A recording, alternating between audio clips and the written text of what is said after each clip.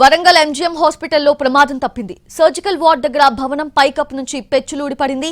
దాంతో రోగులు సిబ్బంది భయాందోళనకు గురయ్యారు. అయితే ఘటనా స్థలిలో ఎవరూ లేకపోవడంతో ప్రమాదం తప్పింది. హాస్పిటల్ శిథిలావస్థకు చేరినా అధికారులు పట్టించుకోవడం లేదని ఆరోపిస్తున్నారు సిబ్బంది. ఇప్పటికైనా మరమ్మత్తు పనులు చేపట్టాలని డిమాండ్ చేస్తున్నారు.